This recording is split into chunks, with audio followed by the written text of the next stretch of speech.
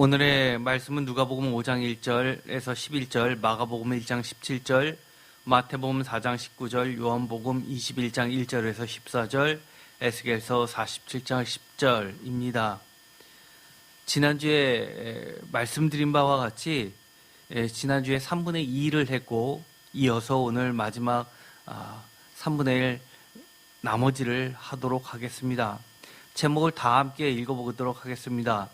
나는 죄인으로서이다 고백할 때 선교의 자리까지 이끄시는 주님. 지난주에 했었던 것들을 좀 정리를 해보도록 하겠습니다. 제가 말씀을 도입 부문에 드렸습니다. 어떤 분이 베드로가 바닷가에서 주님을 만난 사건이 1회냐 2회냐 아니면 3회입니까? 라고 질문한 것에부터 시작이 되었습니다. 사실 우리가 베드로가 예수님을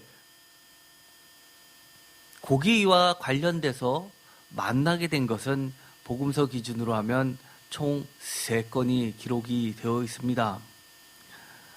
마태, 마가복음에 거의 동일한 한 건, 그리고 오늘 본문 말씀에 누가복음에 있는 말씀, 그리고 요한복음 예수님의 부활 사건 이후에 맨 마지막 장에 21장에 기록되어 있는 사건 하나입니다. 그리고 거기다가 사람들은 이 마태복음에서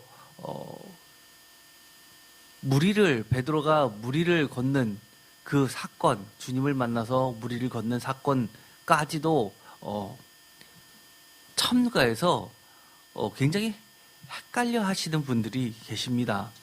이것을 통해서 우리가 어떻게 말씀을 읽어 나가야 되는지를 살펴보았습니다.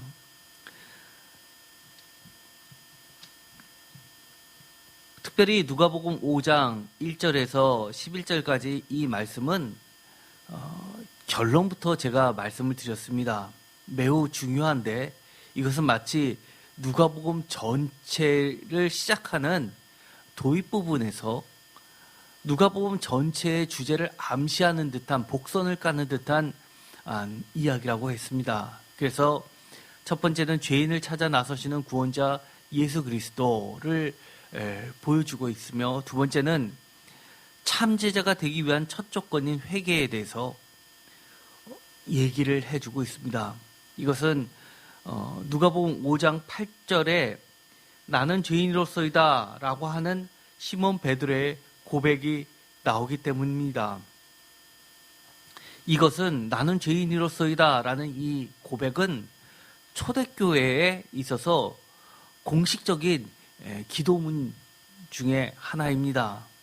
그런데 복음서에서는 나는 죄인입니다 라는, 죄인으로서이다 라는 이 공식 문구의 기도문은 오직 누가복음에만 2번 등장하는 중요한 것이라고 말씀을 드렸습니다.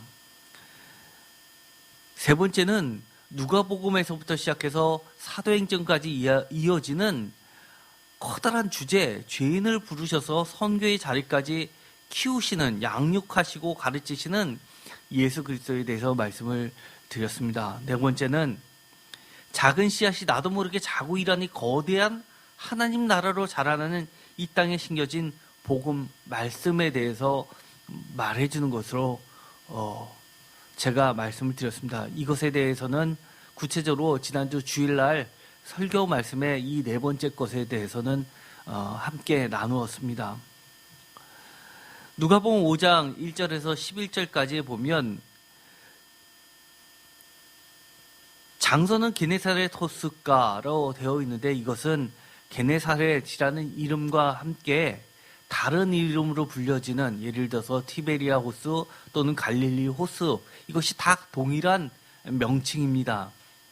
이 동일한 명칭의 호숫가에서 벌어진 이야기입니다. 예수님께서 이 갈릴리 호수에서 활동하셨던 것은 초기로 기록이 되어 있습니다. 왜냐하면 마태, 마가, 누가복음에서는 이 갈릴리에서 활동하시다가 그리고 십자가에 달려 돌아가시기 직전에 예루살렘으로 이동하시고, 특별히 누가복음에서는 이 갈릴리 지역에서 떠나서 예루살렘으로 도착하기까지 그 긴 시간을 길게 늘어났다고 했습니다. 그것이 바로 예루살렘 도상길입니다. 이것을 통해서 이 누가복음은 예수님이 가시는 그 십자가의 길을 제자들도 따라가야 될 제자들의 길로서 이야기를 하고 있습니다. 그런데 2절의 어부들과 3절에 시몬 베드로의 배를 소개를 하면서 특별히 누가복음 5장 4절부터 그 이하에 나오는 이 베드로와 고기 잡는 이야기, 예수님의 말씀으로 놀랄만한 기적적인 그물이 찢어질 정도로 배가 가득 차는 이 사건은 10절에 있는 이제 후로는 내가 사람을 취하리라 라고 하면서 그 이어지는 말씀 11절에 그들이 배들을 육지에 대고 모든 것을 버려두고 예수를 따르니라 라고 하는 이 그들이 시몬 베드로와 10절에 있는 그의 동료인 세베대의 아들로서 야고보와 요한도 포함되는 소위 말해서 주로 복음서에서 수제자급 3인에 속하는 사람들이 다 첫제자가 되는 사건을 그려내고 있습니다. 이것은 매우 초창기 때의 사건입니다.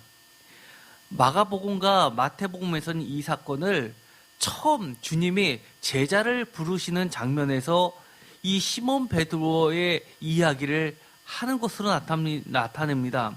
특별히 내가 사람을 취하는 어부가 되게 하리라 라는 이 구절이 마가복음과 마태복음에서는 중심 구절이었습니다.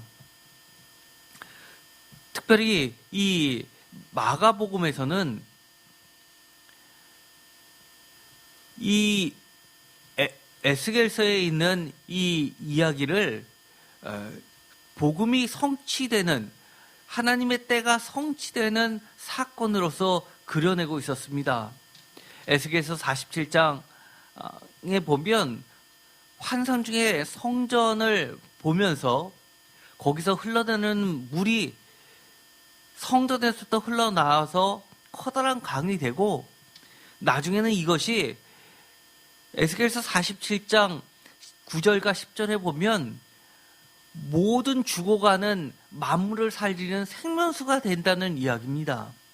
특별히 사막이 놀라만한 갈릴리 호수처럼 그렇게 풍족한, 어적이 풍족히 살아있는 그런 생명의 강이 되는 것을 보여주고 있습니다.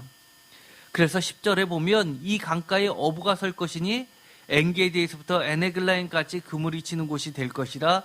그 고기가 각기 종류를 따라 큰 바다와 고기같이 심이 많으려니와 라고 한 이 10절의 말씀이 바로 성취되는 사건으로서 마가복음은 그려내고 있습니다. 그래서 이 어부 출신인 베드로가 내가 사람을 취하는 어부가 되게 하겠다는 이 말씀은 에스겔서에서 그렇게 예언되어 있었던 야훼께서 임하시는 날로서 이 베드로는 받아들였고, 그 부르심에 따라서 나는 이제 하나님의 나라를 세워야겠다라는 제자로서의 시작을 그려내고 있습니다. 특별히 10절에 에스겔서 47장 10절에 있는 그 고기가 각기 종류를 따라 큰 바다의 고기같이 심이 마르려니와 라는 이 구절은 표준사본에서 번역하는 것처럼 물고기의 종류도 지중해에 사는 물고기의 종류와 똑같이 아주 많아질 것이다 라는 것처럼 모든 종류의 물고기가 다 살게 될 것이라는, 그렇게 하나님의 나라를 그려내고 있습니다. 그것이 기반이 돼서 요한복음 21장에 그 유명한 153마리, 153마리의 큰 물고기 이야기가 등장하게 되는 겁니다.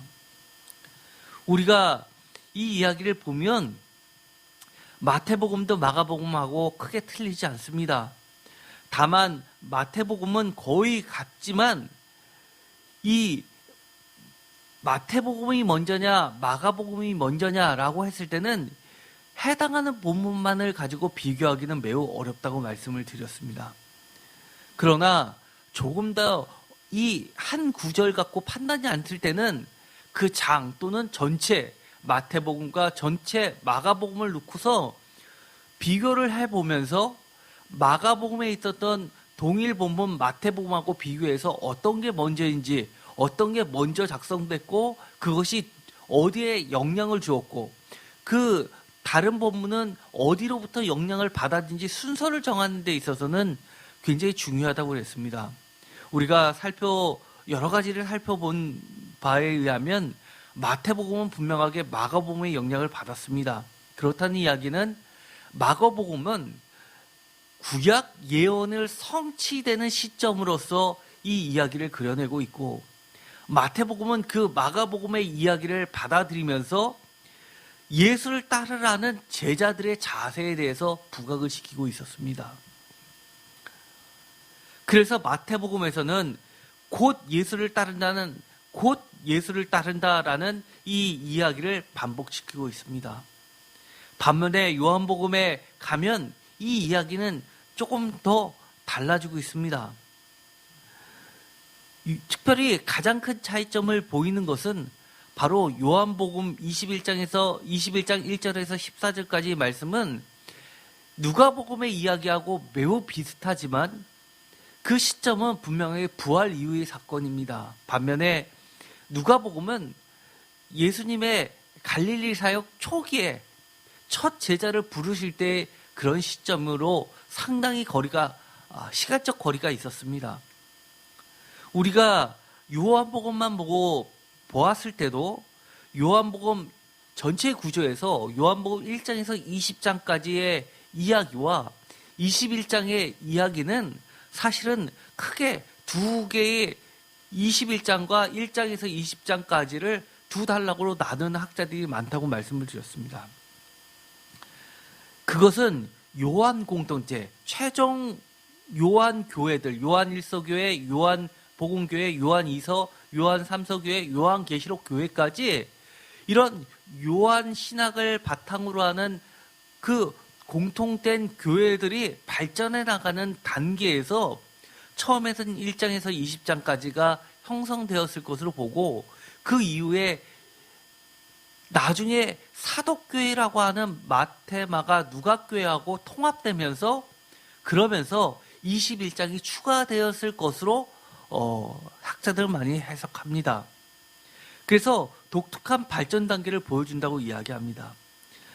또한 학자들 사이에서는 이것을 지지하는 강력한 요인으로서 21장의 문체가 1장에서부터 20장까지의 요한복음의 보편적인 문체하고 너무나 차이가 많이 났음을 보았습니다.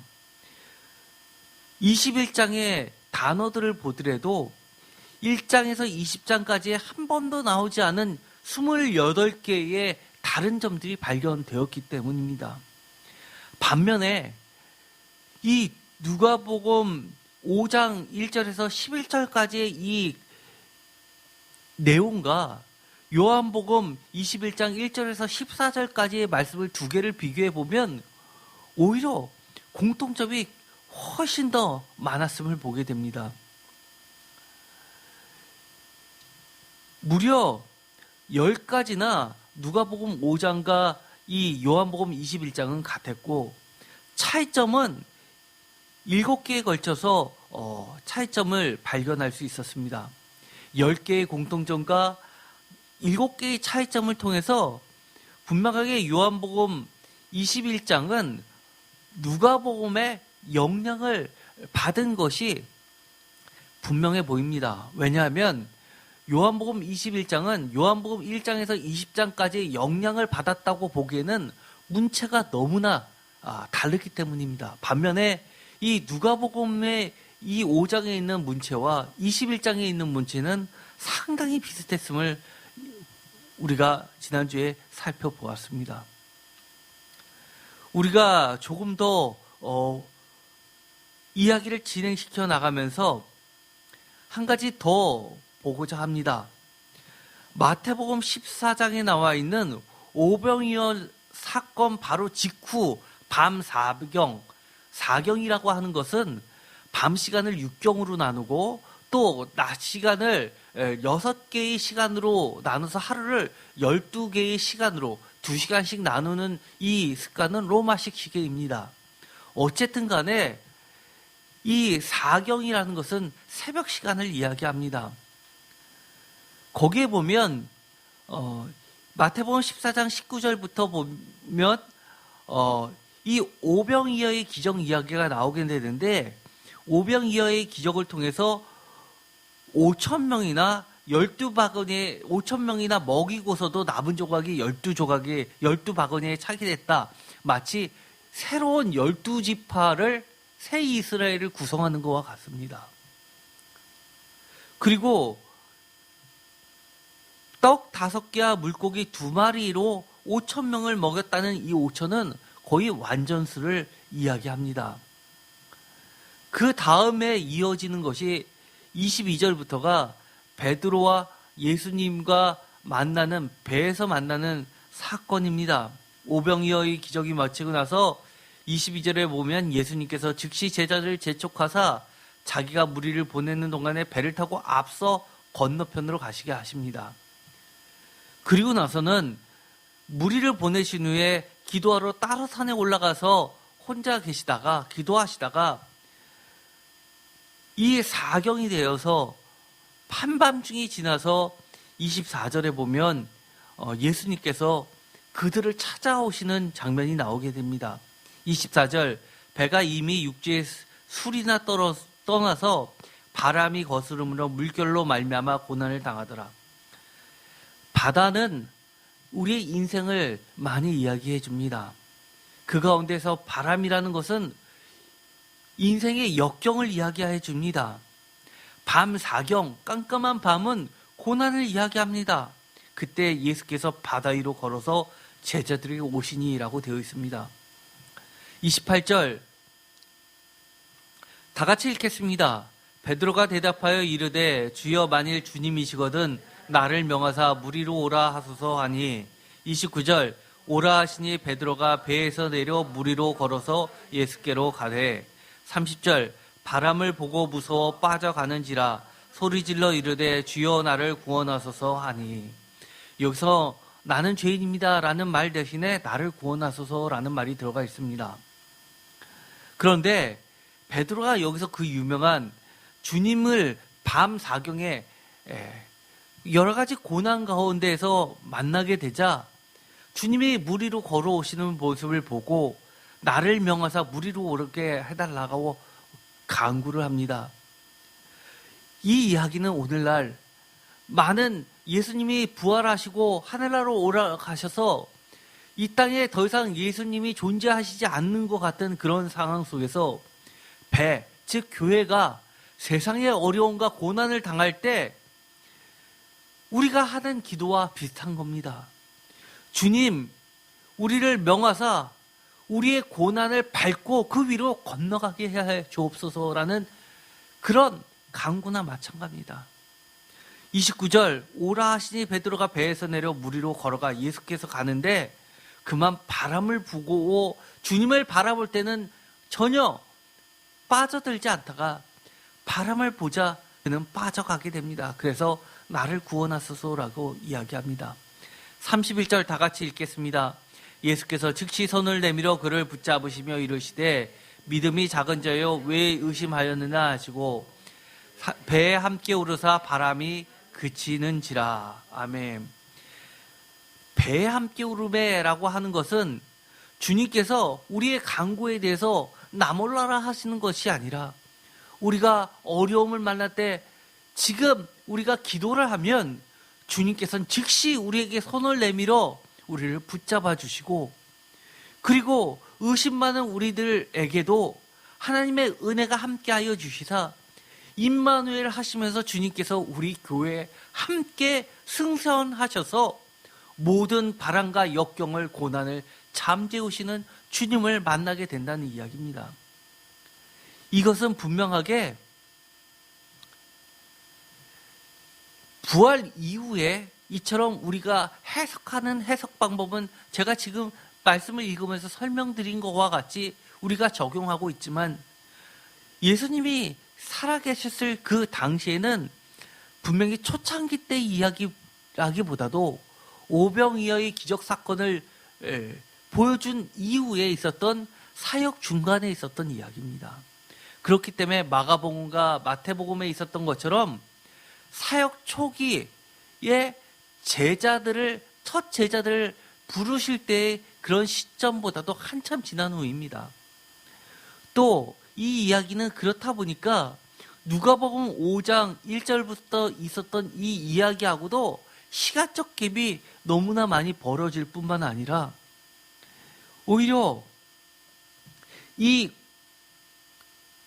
누가복음 5장 5절과 6절에 있는 것처럼 말씀에 의지하여 내가 그물을 내림에 그물이 찢어질 정도로 많고 결국 옆에 있는 배와 함께 배가 가득 찰 정도로 잠길 정도로 그렇게 풍성한 선교의 수확을 거뒀다고 하는 것은 오늘 읽었었던 마태복음 14장에 있었던 이 이야기 중에서 무리를 걷는 이야기보다는 오히려 오병이어의 기적과 비슷한 이야기입니다. 오병이어의 기적을 통해서 떡 5개와 물고기 2개는 예수님 자신을 이야기합니다. 물고기 2마리의 익투스라고 하는 것은 바로 하나님의 아들 예수 그리스도를 상징하고 있기 때문입니다. 떡 5개라는 떡은 그야말로 요한복음에 의해서는 몸이신 예수 그리스도를 상징하고 있기 때문입니다. 또 12바구니를 먹고 남은 조각을 모았을 때 12바구니에 차게 된다는 이 이야기도 말씀에 의지하여 그물을 내리는 선교 활동을 펼치니까 배가 잠길 정도로 그렇게 엄청난 선교의 역사가 일어났다는 것은 5,000명이나 된다는 정도로의 완전수의 그런 편만한 수를 이야기하는 듯합니다. 그래서 이 무리를 걷는 이야기 이것은 주제면에서는 누가복음 5장 1절에서 11절까지 있는 내용하고도 거리가 멀게 다가옵니다. 이처럼 예수님의 부활 승천 후 예수님은 하늘로 올라가셔서 우리 곁에는 계시지 않다라고 하는 예수님의 부재, 예수님의 없으심이라고 느낄 때 이 땅에 남겨져 주님의 맡겨진 사명을 감당하고 있는 제자들과 교회가 가장 깊은 밤에 어려움을 겪고 있을 때라도 간구만 하면 언제든지 주님은 찾아오셔서 함께 하시며 구원해 주신다는 것을 알려주고 있습니다. 우리가 마가복음에 있는 첫 제자를 부르시는 사건을 보면 그 배경을 알 수가 있습니다. 예를 들어서 회개와 복음의 관계를 보여주고 있습니다. 마가복음 1장 13절에 보면 광야에서의 이 시험을 모두 마치신 이야기가 간략하게 소개되고 있습니다. 여기에는 마태복음과 누가복음에 나와 있는 시험의 구체적인 내용은 전혀 나와 있지 않고 광야에서 40일을 계시면서 사탄에게 시험을 받으시며 들짐승과 함께 계시니 천사들이 수종들더라 라고만 되어 있습니다. 그리고 나서 곧 이어서 나오는 예수님의 복음 전파 내용이 있습니다. 14절입니다. 다 같이 읽겠습니다. 요한이 잡힌 후에 예수께서 갈릴리에 오셔서 하나님의 복음을 전파하여 이르시되 때가 작고 하나님의 나라가 가까이 왔으니 회개하고 복음을 믿으라 하시더라. 예수님께서는 요한이 잡히신 그 이후에 하나님의 복음을 갈릴리에서 전파하시는데 그 내용이 이렇습니다.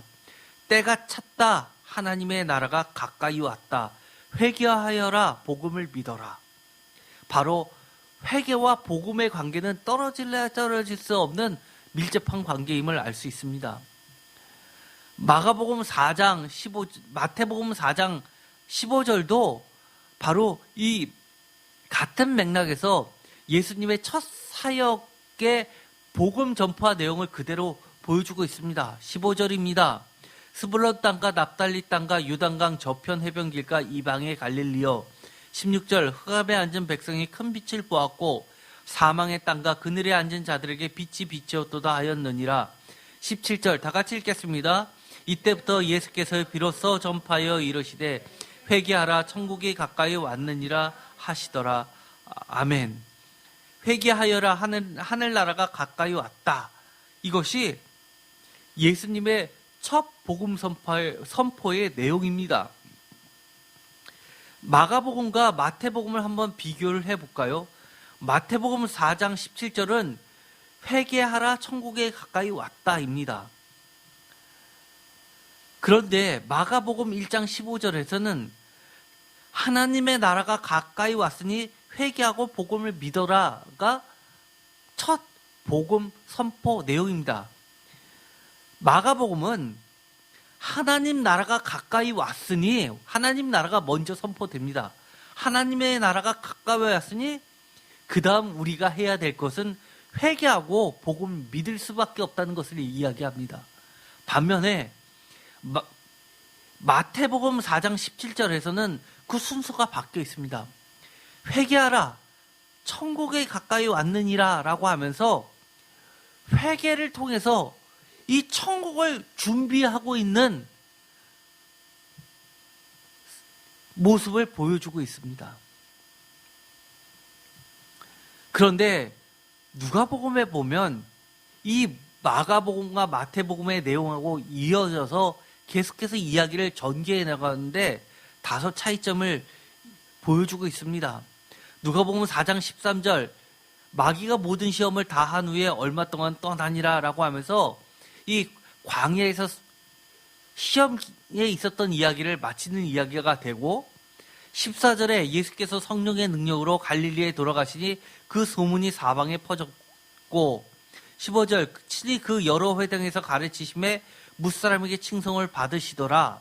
16절 예수께서 그 잘하신 곳 나사렛에 이르사 안식일에 늘 하시던 대로 회당에 들어가 성경을 읽으시려고 서심해 17절 선지자 이사야의 글을 드리거늘 책을 펴서 이렇게 기록된 데를 찾으시니 곧 18절 다 같이 읽겠습니다. 주의 성령이 내게 임하셨으니 이는 가난한 자에게 복음을 전하게 하시려고 내게 기름을 부으시고 나를 보내사 포로된 자에게 자유를 눈먼 자에게 다시 보게 함을 전파하며 눌린 자를 자유롭게 하고 19절 주의 은혜의 해를 전파하게 하려 하심이라 하였더라.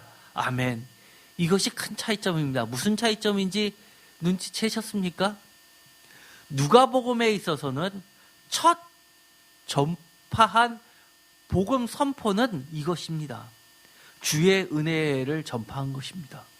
그 내용은요, 선지자 이사야의 글을 통해서 주의 성령이 내게 임하셨으니 이는 가난한 자에게 복음을 전하게 하시려고 내게 기름을 부으시고 나를 보내사 포로된 자에게 자유를 눈먼 자에게 다시 보게 함을 전파하며 눌린 자를 자유롭게 하고라는 이 구절로 주의 은혜의 해, 즉 구원의 해, 이 이사야에서의 그 내용을 글자 그대로 한다면 이것이 무엇에 대한 선포입니까?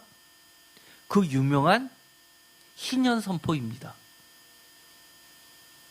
예수님께서 누가복음에서는 첫 복음 선포가 마가복음이나 마태복음 순서를 바꿨든 안 바꿨든 관계없이 회개하라 천국이 가까이 왔다 또는 천국이 가까이 왔으니 회개하라가 아니라 구약의 성취로서 희년을 선포하신 겁니다. 그래서 우리가 대림절 때 누가복음을 가지고 우리가 한 적이 있었습니다. 12월 한 달 동안 그때 성전에서 주님을 만난 사람의 세 사람 이야기가 나오게 되죠.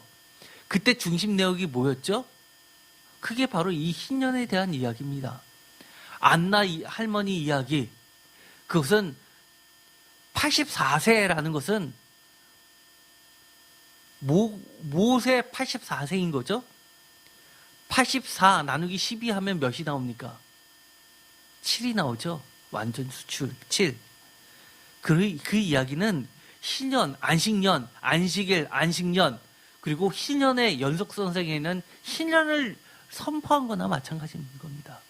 그래서 이 누가복음은 철저하게 서론부터 시작해서 계속해서 이어지면서 복음 선포 내용이 바로 자유를 선포하는 겁니다.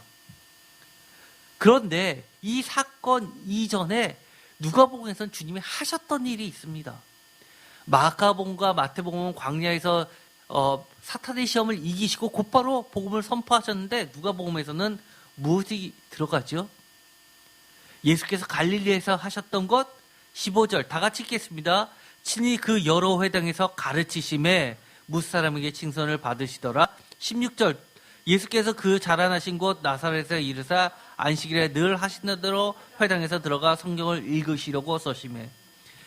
분명히 주님께서 복음 선포 전에 하셨던 중요한 사건이 있습니다. 가르치시는 사건입니다. 이것은 예수님의 사역, 가르치시고 그리고 설교하시는 그런 사역이, 그리고 나중에는 이처럼 복음을 전파하는 사역이 기록이 되어 있는 겁니다. 그런데 누가복음 4장 19절 예수 그리스도의 첫 번째 복음 선포에 관한 제3세대 이방인 기독교인의 복음서인 누가복음의 증언에 따르면 하나님의 말씀 이사야서의 성취로서 주의 은혜의 자유의 희년, 이것이 복음이라는 겁니다. 이것을 선포했다는 것인데 이것이 중요한 것이 하나 있습니다. 각 복음서에서 클라이막스는 어디라고 그랬죠? 십자가 사건이라고 이야기했습니다. 그래서 이 각 복음서의 클라이막스인 십자가 사건을 그려놓은 것을 보면 복음의 내용을 영화처럼 이야기 형식으로 명확하게 보여주고 있습니다. 누가복음에서는 독특하게 이야기가 되어 있는 게 있죠. 십자가 사건 묘사에 있어서 누가복음에서만 나오는 게 있죠. 회개하는 행악자일지라도 자유의 은혜를 주시는 예수 그리스도를 누가복음에서 최초 복음 선포인 희년인 은혜의 해를 선포하는 것과 수미 쌍간, 머리 숫자, 꼬리 밑자, 서로 쌍자, 그리고 관련할 관자에서 수미 쌍간의 일치를 보여주고 있는 겁니다. 누가복음 23장 39절 달린 행악자 2명이 있었습니다. 그 중에 하나가 비방합니다. 그러자 행악자 또 다른 한 명이 그 사람을 꾸짖으면서 이렇게 이야기합니다. 내가 동일한 정죄를 받고서도 하나님을 두려워하지 아니하느냐. 41절 우리는 우리가 행한 일에 상당한 보응을 받은 것이니 이에 당연하거니와 이 사람이 행한 것은 옳지 않은 것이 없느니라. 이야기는 오늘의 말씀 누가복음 5장에 있는 말씀하고 굳이 비슷한 말을 찾자면 무엇이라고 이야기했습니까? 바로 5장 8절에 있는 나는 죄인으로서이다 라는 인정 고백이라고 말씀을 드렸습니다. 42절 그가 이렇게 간구합니다. 이르되 예수여 당신의 나라에 임하실 때 나를 기억하소서 하니 43절 다 같이 읽겠습니다. 예수께서 이르시되 내가 진실로 내게 이르노니 오늘 내가 나와 함께 낙원에 있으리라 하시니라. 아멘. 이 이야기를 보면 우리가 처음 은혜의 해를 선포한 이 복음이 어떻게 성취될지를 보여주고 있습니다. 아무리 악한 행악자라 하더라도 마지막 순간까지도 그 은혜의 해는 멈추지 않고 있었다는 것을 보여주고 있는 겁니다.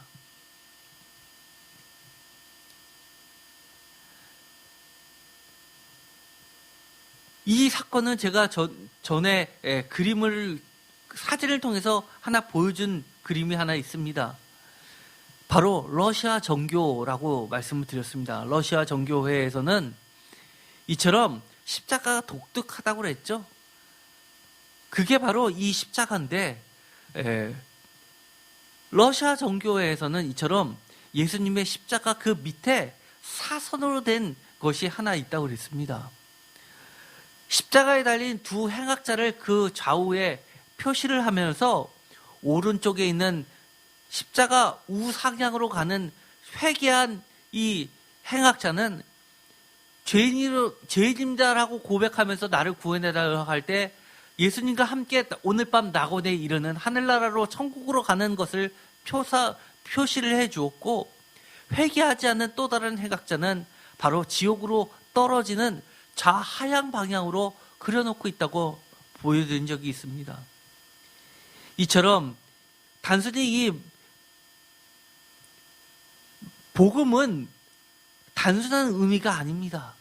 이처럼 놀랄만한 정말 구약 전체에서 흐르고 있는 바로 희년, 참 자유를 이야기하고 있는 겁니다. 누가복음 4장 28절에 이런 이야기가 있습니다.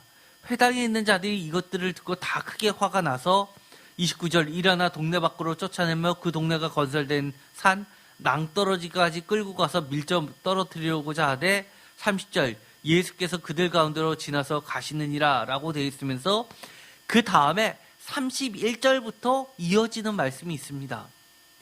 갈릴리의 가버나움 동네에 내려오사 안식일에 가르치심에 그들이 그 가르침에 논란이 이는 말씀이 권위가 있음이로라 라고 이야기를 합니다. 여기서 다시 한번 예수님의 사역을 요약해 주고 있습니다. 가르치심의 사역입니다. 사실 교회가 오늘날에 있어서 주님의 제자된 교회가 해야 할 일이 무엇입니까? 다름이 아니라 말씀을 다시 한번 가르치는 그런 사역을 제일 첫 번째로 해야 되는 겁니다. 누가복음 4장 37절 이에 예수의 소문이 그 근처 사방에 퍼지니라 라고 되어 있는데 오늘날에 이 말씀에 빗대어 보면 이에 교회의 소문이 그 근처 사방에 퍼지니라 라는 이 말씀으로 바꿀 수도 있는 겁니다. 38절 예수께서 일어나 회당에 나가서 시몬의 집에 들어가시니 시몬의 장모가 중한 열병을 앓고 있는지라 사람들이 그를 위하여 예수께 구하니 여기서도 보면 이 시몬의 집은 교회로 사용되었었다는 것을 알 수 있게 됩니다. 누가복음 4장 42절 날이 밝으면 예수께서 나오사 한적한 곳에 가시니 무리가 찾다가 만나서 자기들에게 떠나지 못하게 만류하려 하며 43절 예수께서 이르시되 내가 다 같이 읽겠습니다. 다른 동네들에게서도 하나님 나라 복음을 전하여라 하리니 나는 이 일을 위하여 보내심을 받았노라 하시고 44절 갈릴리 여러 회당에서 전도하시더라. 아멘. 드디어 주님은 하나님 나라의 복음을 전하시기 위해서 다른 동네로 가시면서 이처럼 전도하시는 일을 하시게 됩니다. 누가복음 4장 19절 예수 그리스도의 첫 번째 복음 선포에 관한 제3세대 이방인 기독교인이 바라본 복음의 핵심은 바로 주의 은혜의 자유의 희년 복음 선포라는 것을 우리는 알 수 있습니다. 이제 마치려고 합니다. 이 이야기가 처음 시작할 때 제가 썼던 카톡 내용을 그대로 정리를 해봤습니다. 저에게 물어봤던 그분에게 이 내용 그대로 해가지고 제가 그분에게 정리해서 통화를 해가지고 설명을 한 다음에 또 통화 내용에서 이해를 잘 못할까봐 글로도 적어서 보내드린 적이 있습니다. 누가복음의 특징, 죄인을 부르시고 회개하고 천국의 제자되며 인생 같은 바다와 고난의 밤중에도 주님은 언제나 함께 하시며 이끄시며 말씀과 권능의 선교 사역으로 그물이 가득 찬 방주교회로 하나님 나라의 놀랄만한 완성, 이것이 누가복음의 특징이죠. 이 누가복음의 특징이 너무나 잘 드러나는 누가복음을 요약한 것 같은 그런 것 같습니다라고 제가 이것을 이야기했습니다. 그러면서 예수님과 베드로의 물고기 그물 만남이 첫 번째 마태복음, 마가복음, 누가복음 또는 마태복음, 마가복음, 요한복음이니까 한 번으로 치자면 이런 겁니까? 아니면 마태, 마가, 누가와 요한복음 두 번인가? 아니면 마태, 마가복음 한 번, 누가복음 한 번, 요한복음 세 번인지 이렇게 물어봤습니다. 그런데 또 한 가지는 마가복음에서는 특징이 다가오는 종말론적 이야기로서 이 베드로의 금을 낚는 어부 이야기를 하죠. 마태복음에서는 차이점이라고 한다면 시작된 종말론적으로 이 이야기를 하고 있는 겁니다. 또 요한복음에서는 어떤 식으로 이야기를 하냐면 부활 이후의 모습을 통해서 153마리로 하나님 나라의 성교적 완성을 이야기하고 있습니다. 반면에 누가복음과 사도행전에서는 종말론적인 야훼의 임재가 예수 그리스도로 시작되어서 결국에는 하나님 나라의 완성을 위해 성교의 확장을 약속해 주시는 비전으로서 이 이야기를 하는 겁니다. 그래서 제가 이게 몇 회입니까? 라고 했을 때는 마태, 마가, 누가복음 한 번과 요한복음 별도 해서 2번 같지만 사실은 한 번이어야 된다라고 말씀을 드렸습니다. 왜냐하면 이 누가복음과 요한복음은 사실은 너무나 이야기가 비슷합니다. 그러나 차이점도 있습니다. 가장 우리를 당혹시키는 것은 누가복음에서는 그 처음에 이야기를 첫 사역의 부분에 놓고 있고 요한복음에서는 맨 마지막 부분에 놓고 있다는 그 차이점인데, 인간적인 시간의 흐름상에서는 그렇게 차이가 날지 모르지만 신앙적 차원에서의 그 시간적 갭, 하나님의 시간의 개념으로 봤을 때는 둘은 같은 이야기입니다. 왜냐하면 제자를 처음 부르셔서 만나셔서 첫 제자로 부르십니다. 베드로를 통해서 선교 사역이 시작이 됩니다. 그것은 예수님이 이 땅에 오셔서 어떻게 이 땅에 하나님 나라를 펼쳐실지 제일 처음의 모습을 보여주는 겁니다. 반면에 요한복음에서는 예수님이 돌아가셨습니다. 부활 승천하셨습니다. 예수님을 저 하늘나라로 보내시고 나서 제자들이, 남아있는 이 땅에 있는 제자들이 주님이 하셨던 이야기를 기억해내면서 자기들도 이 땅에서 어떻게 하면 주님처럼 하나님의 나라를 완성을 시작해야 될지 제일 처음의 모습에 이 모습을 누가복음의 이야기를 반영해서 자신들도 돌이켜보는 겁니다. 아, 주님이 그때 처음 만나실 때 이렇게 하셨지. 말씀에 의지해서 많은 그물을, 고기를 낚게 하셨지. 배가 가득 찼지라고 하면서, 그래, 지금 우리가 실패한 것 같고 다 뿔뿔이 흩어졌지만 부활하신 주님이 다시금 우리를 처음처럼 찾아오신다면 우리도 그렇게 말씀에 의지하여 그물을 내리면, 깊은 곳에 내리면 놀랄만한 그런 선교의 사명을 감당할 수 있지라고 이야기하는 겁니다. 사실 이 두 가지는 똑같은 이야기입니다. 또 제가 한 가지 더 이야기한 게 있습니다. 초대교회 역사 중에서 마태, 마가, 누가, 요한의 이야기를 여러 곳에 펼쳐져 있으니까 그것을 하나로 합치고 싶은 사람이 있었습니다. 그래서 2세기 때 그 사복음서를 다 비슷한 얘기를 짬뽕을 시켜서 비슷한 얘기는 하나로 묶어가지고 서로 틀린 이야기만 배열을 해가지고 복음서를 하나로 합친 적이 있었습니다. 그러나 그것은 4세기 때에 가서 이단으로 정죄받았고 그것은 사라졌습니다. 우리가 성경을 읽을 때 사실은 우리가 조심해야 될 것이 있다고 그랬죠. 마태복음은 마태복음대로, 누가복음은 누가복음대로, 요한복음 요한복음대로, 누가복음은 마가복음은 마가복음대로 쭉 1장 다음에 2장, 2장 다음에 3장 하면서 펼쳐지는 이야기가 있는 겁니다. 그렇기 때문에 우리가 마음대로 합쳐서는 안 됩니다. 종합해보면 누가복음의 이야기는 아마 누가복음과 요한복음 그 중간 어디에 있을 겁니다. 그런데 누가복음은 3세대 이방인이 예수님이 하셨던 사역을 쫓아다니면서 어떤 교회에서 이 설교가 전해 내려오는 것을 받아들였고, 요한복음에서는 요한복음 저자가 또 여러 가지를 예수님의 행적을 찾다 보니까 또 그 교회에서 남아있는 것을 그대로 받아들여서 각자의 위치에 놓여지게 된 겁니다. 우리가 달을 보면 달은 하나인데 어떨 때 길을 가르고 또 뛰다 보면 저기에 있었던 이 달이 어떨 때는 이 빌딩 오른쪽에 놓여 있는 것 같은데 또 한참 달리고 쳐다보면 이제는 그 달이 어떤 나무에 걸려 있는 것 같고 그럴 때가 있습니다. 사실은 그 지향점은 모두 다 같은 겁니다. 그래서 이것을 다 종합해보면 우리가 이렇게 결론을 낼 수 있습니다. 이 마태, 마가, 누가복음과 요한복음에 나와 있는 이 사건은 사실은 모두 몇 건이냐라고 물어볼 때는 단 한 건입니다.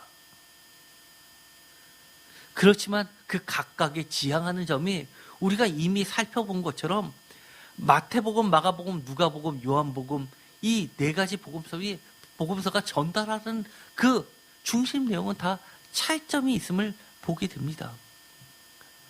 선택의 기도를 정할 때도 우리가 주의를 해야만 된다고 이야기했습니다.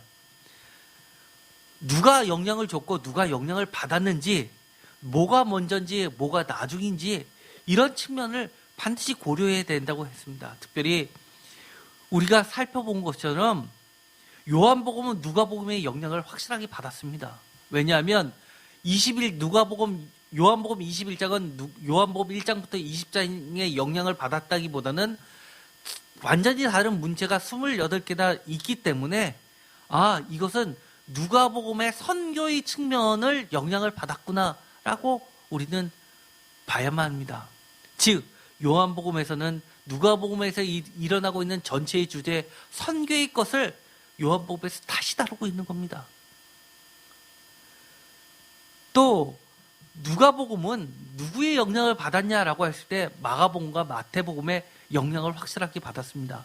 처음 제자를 할 때 종말론적 입장에서 하나님 나라의 시작이라는 차원에서 영향을 받았습니다. 그렇지만 마가복음과 마태복음은 비슷하지만 이것도 또 마가복음은 에스겔의 영향을 받았고 마태복음은 마가복음의 영향을 받았다는 것을 우리는 보게 되었습니다. 이런 것들을 통해서 우리는 종합적으로 다 정리를 하려고 합니다. 누가복음을 기준으로 말씀을 드리겠습니다. 누가복음 오늘의 말씀은 우리들에게 정말 놓쳐서도 안 되는 중요한 것을 이야기하고 있습니다. 누가복음 5장 8절에 있는 나는 죄인입니다 라는 이 중심 문구가 바로 죄인을 찾아 나서는 구원자 예수 그리스도라는 것을 분명히 기억해야 합니다. 또한 그 찾아 나서시는 구원자 예수 그리스도의 은혜에 걸맞게 우리는 그 부르심에 합당하게 나아가야 됩니다. 그것이 바로 회개입니다. 참 제자가 되기 위한 첫 번째 조건이 바로 회개입니다. 만약에 우리가 우리의 죄를 인정하지 않는다면 이것은 제자가 될 수가 없을 뿐만 아니라 하나님 나라에도 들어갈 수 없습니다. 누가복음에 의하면 철저하게 죄인을 부르셔서 세상에 똑똑한 자들, 지혜 있는 자를 쓰시지 않으시고 오히려 죄인의 은혜를 경험한 자들에게 주님이 첫 번째 선포하셨던 그 내용을 선포하게 만드는 겁니다. 어떤 선포요? 내가 이렇게 주님으로부터 하나님부터 은혜를 받았다. 그러니 여러분들도 은혜를 받아들이십시오라고 전도하는 것이 바로 선교라는 겁니다. 때로는 오늘 말씀처럼 밤 사경이 맞도록 바람이 불고 배가 흔들릴 경우가 너무나 많을 겁니다. 그런데도 불구하고 하나님의 나라는 우리가 자고 일어나는 사이에 우리가 미처 알지 못하는 사이에 주님이 그 복음의 작은 씨앗을 나도 모르는 사이에 하나님 거대한 하나님의 나라로 자라나게 하신다는 겁니다. 그래서 우리는 열심히 우리에게 맡겨진 사명을 감당하면서 주님의 보내심을 받은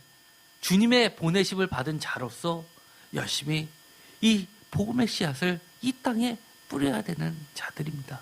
이것으로 마치기로 하겠습니다. 하나님, 오늘도 우리가 주님의 은혜를 간구하고 또 흠뻑받은 죄인임을 고백합니다.